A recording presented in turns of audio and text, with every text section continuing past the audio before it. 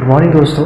आज हम बात करने वाले हैं इंग्लिश में प्रोनाउन के बारे में, यूज़ ऑफ इट, जो कि इसके पहले भी चल रहा था। आपके सामने एक लिखा हुआ है, इसको आपको ट्रांसलेट करना है। ठीक है, तो आज हम केवल यूज़ ऑफ इट के बारे में पढ़ेंगे, कुछ ट्रांसलेट करेंगे। ठीक है, कल हम कुछ और यूजेस के बारे में जानेंगे जो कि मोस्ट इम्पॉर्टेंट रहता है किसी भी एग्ज़ाम के लिए। यदि आपको सिंपल इंग्लिश भी बोलनी है तो वो चीज़ें इम्पॉर्टेंट रहती हैं। ठीक है, तो आज हम जानेंगे कि जो इट का उपयोग है, ठीक है, कुछ आपको एग्जाम्पल दिए जाएंगे, जैसे कि मैं आपको बताऊंगा।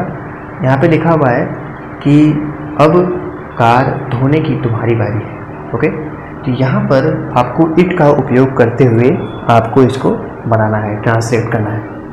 तो अब क्या करेंगे आप कि अब कार धोने की आपकी बारी है, मतलब तुम्हारी बारी है या आपकी बारी है, एक ही बात होती है। ठीक है, जैसा कि इससे पहले भी मैंने आपको बता दिया है कि तुम्हारी, तुम, ये सब के लिए आपको यू का उपयोग करना होता है, लेकिन योर का भी होता है।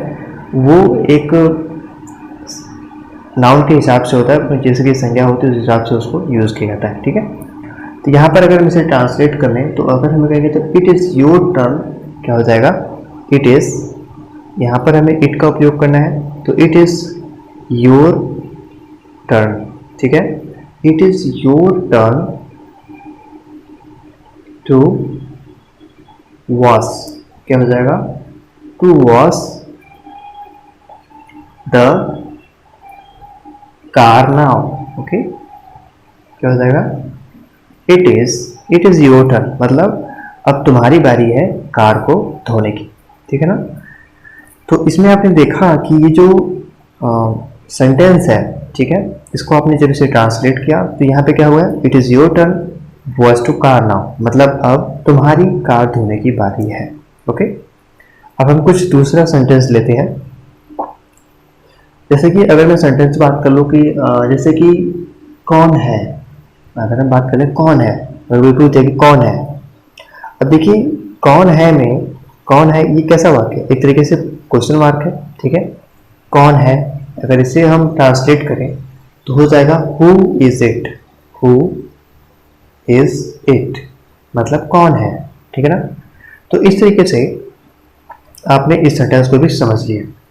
देखिए नॉर्मल अगर हम बात करें, अगर हम किसी तरीके से बात भी करते हैं सोसाइटी में रहते हुए भी, तो यहाँ पर इस तरीके से भी यूज़ कर सकते हैं। ये एक नॉर्मल बोलने वाला वर्ड होता है। ठीक है, तो कौन है, हु इज इट, मतलब अगर आप दरवाजे पे, सपोज दैट आपने कभी दरवाज़ा खोला और आपकी मम्मी ने पूछ दिया कौन है, तो बोले, मॉम बोलेंगे who is it. Okay, then आपको जो रिप्लाई देना है वो आप दे सकते हो, मॉम नथिंग, कोई नहीं। ओके, सो चलो हम तीसरे सेंटेंस की बात करते हैं, कोई तीसरा सेंटेंस लेते हैं। बात कर लें कि अब किसकी बारी है। ठीक है, यहाँ पर जैसे बोला कि तुम्हारी बारी, अब बोलते कि अब किसकी बारी है, अब किसकी बारी है। ठीक है, अब किसकी बारी है, इसमें भी पूछा गया क्वेश्चन है। कोई भी, जैसे कि अगर आपके घर में कोई बोल दे कि जाओ दरवाजा खोल के आओ, ठीक है, तो जब बहुत सारे भाई बहन तो झगड़ा करते हैं, बोलते हैं अब किसकी बारी है, वो जाके खोल के आएगा इसको। ठीक है, तो इसमें क्या हुआ कि क्वेश्चन पूछा गया कि अब किसकी बारी है, किसी ने पूछ दिया कि अब किसकी बारी है, कौन जाएगा। ठीक है ना, तो इसमें भी क्वेश्चन नंबर हुआ। अब इसे हम ट्रांसलेट करें तो ट्रांसलेट करने में अगर हम कह रहे हैं कि अब किसकी बारी है, तो क्या हो जाएगा, whose turn is it now, whose, क्या हो जाएगा, whose, WHOSE, okay, whose turn, TURN, ठीक है, is it now, okay, whose turn is it now। देखिए थोड़ा सा मेरा जो हैंड राइटिंग है वो थोड़ा सा अच्छी नहीं है, तो आप लोग थोड़ा सा एडजस्ट कर लीजिएगा, but I will try my best कि मैं थोड़ा सा अच्छे से लिख पाऊँ। ठीक है, अगर मैं अभी पहले से लिख दूंगा तो आप कहेंगे सर पहले से ही लिखे हुए हैं, तो इस तरीके से मैं आपको लिख के बता रहा हूँ जिससे कि आपको अच्छे तरीके से और समझ में आए। ठीक है, तो अब किसकी बारी है, तो whose turn is it now। Okay, अब चलिए हम थोड़ा सा कुछ और सेंटेंस को देखते हैं। सेंटेंस है हमारा कि नागपुर से दिल्ली 12 घंटे की रेल यात्रा है। मतलब अगर हम नागपुर की बात कर लें तो नागपुर से दिल्ली कितनी है, 12 घंटे की यात्रा है। ठीक है, बोले कि नागपुर से दिल्ली 12 घंटे की यात्रा है। अगर आपको इस सेंटेंस को अगर इसे ट्रांसलेट करना हो तो आप क्या करोगे, नागपुर से दिल्ली 12 घंटे की यात्रा है। आज मैं आपको 2 सेंटेंस दूंगा, उसको आपको ट्रांसलेट करके मुझे कमेंट बॉक्स में आंसर देना है। ठीक है, लास्ट में लगभग 7-8-10 सेंटेंस आपको पढ़ाऊंगा, उसके बाद 2 टेस्ट दिया जाएगा। ठीक है, तो यहाँ पर पूछा कि नागपुर से, पूछा नहीं है मतलब सेंटेंस है कि नागपुर से दिल्ली 12 घंटे की यात्रा है।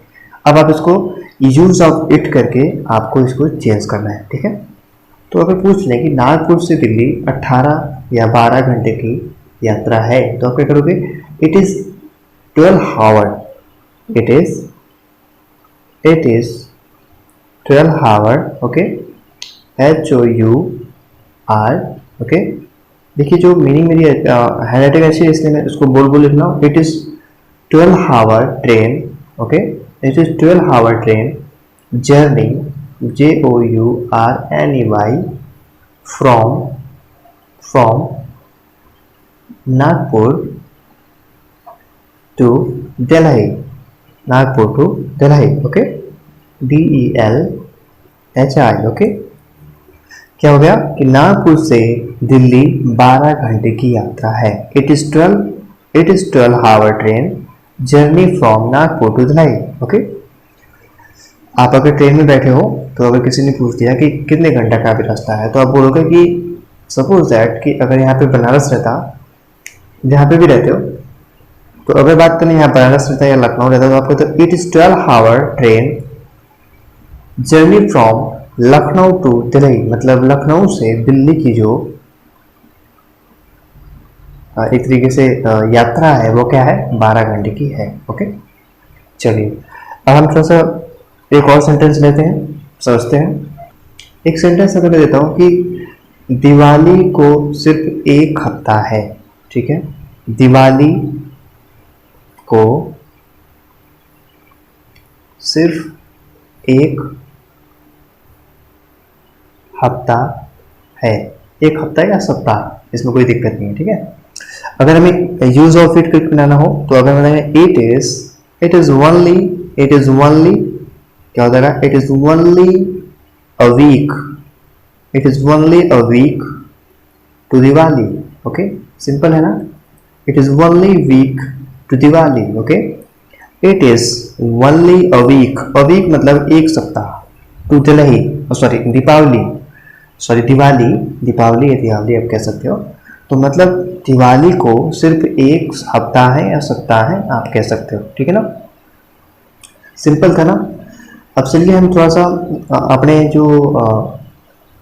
अपने रियल जिंदगी में जो वर्ड को यूज करते हैं उसके बारे में बात करते हैं, कुछ देखते हैं सीख के।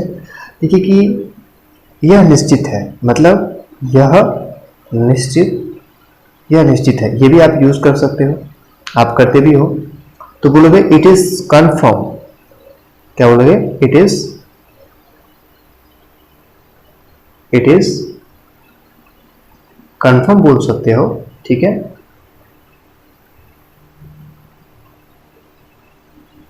इट इज कंफर्म, यह निश्चित है, मतलब यह कंफर्म है, एक तरीके से निश्चित है। अगर हम एक और देखें, यहां पे देख लेते हैं बगल में कि यह सत्य है, यह सत्य है। इसको तो सब लोग जानते होंगे, it is true, okay, it is true. Okay, एक और देखते हैं, देखते रहिए कि मतलब एक और है। देखिए क्या है कि क्या यह संभव है, इस तरीके से ये क्वेश्चन है, क्या यह संभव है, ये भी आप जानते हो कि it is possible, okay, POSSIBLE, okay, POSSIBLE,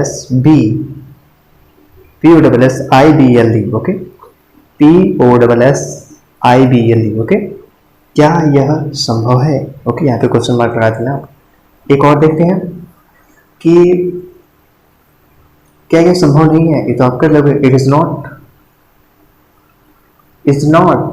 it possible. Okay, आप ऐसा नहीं कहोगे इट इज नॉट पॉसिबल, आप कहोगे सॉरी, आप ऐसा नहीं कहोगे इट इज नॉट पॉसिबल, आप कहोगे इजंट इट पॉसिबल, मतलब is not it possible. Okay, ऐसा आप कह सकते हो इज नॉट इट पॉसिबल, क्या कह सकते हो। एक बार मैं आपको लिख के दिखा देता हूँ, नहीं तो आपको कॉपी नहीं आ रहा है। क्या यह संभव नहीं है, तो आप क्या बोलोगे इज नॉट इट पॉसिबल। ठीक है, आप इसको अगर शॉर्ट फॉर्म में लिखोगे तो आपको कैसे लिखोगे, इज ऐसे करके। ठीक है, उसके बाद आपको यहाँ पे बिंदी लगा दोगे तो हो जाएगा। ठीक है, ये शॉर्ट तरीका होता है। ठीक है ना, तो इस तरीके से आप लिख सकते हो। तो चलिए अब टेस्ट की बारी, अब मैं देता हूँ आपको टेस्ट। एक लिख लीजिए आप, लिखिए कि वह मेरा दोस्त नहीं था, वह मेरा दोस्त नहीं था, वह मेरा दोस्त नहीं था। दोस्त है, दोस्त मत समझ लीजिएगा। ठीक है, एक और लिखिए, एक और है कि यह मेरी जिम्मेदारी नहीं है। ठीक है, यह मेरी जिम्मेदारी नहीं है। ओके, यह मेरी जिम्मेदारी नहीं है, और ये क्या लिखा, वह मेरा दोस्त नहीं था। ये दोनों को आपको टेस्ट देना है। इस तरीके से आपको कमेंट बॉक्स में आंसर करना है कि क्या आपको जो भी मैंने पढ़ाया इसमें से ही यही है। ठीक है, और दोस्त का हो जाएगा, अगर आपको दोस्त करेंगे तो फ्लूट हो जाएगा। ठीक है, फ्लैट एक तरीके से। और दोस्त का आप चेक भी कर सकते हो मीनिंग्स। और जिम्मेदारी की आपको पता ही होगी, जिम्मेदारी मतलब होता है रिस्पॉन्सिबिलिटी। ये दोनों की मीनिंग्स मैंने बता दी। अगर दोस्त की बारे में बात करें तो दोस्त का आप लिख सकते हो मीनिंग, मैं आपको लिख देता हूँ। ठीक है, FAULT। ठीक है, और रिस्पॉन्सिबिलिटी की आपको पता होगी। ठीक है, तो वो भी लिख देता हूँ, RESPONSIBILITY। ओके, आप इसको देख सकते हो। ठीक है ना, चलिए, तो क्लास कैसी लगी मुझे कमेंट करके जरूर बताइएगा। नेक्स्ट क्लास में मिलते हैं, तब तक के लिए नमस्कार, धन्यवाद, थैंक यू सो मच। और सब्सक्राइब करना मत भूलिएगा। नेक्स्ट जो क्लास रहेगी वो दूसरे यूज़ के बारे में रहेगी। ठीक है, आज हमारा जो यूज़ ऑफ इट है वो ख़त्म हो गया। हम कल किसी और टॉपिक के बारे में बात करेंगे। ठीक है, और इन दोनों का आंसर देना मत भूलिएगा। Thank you.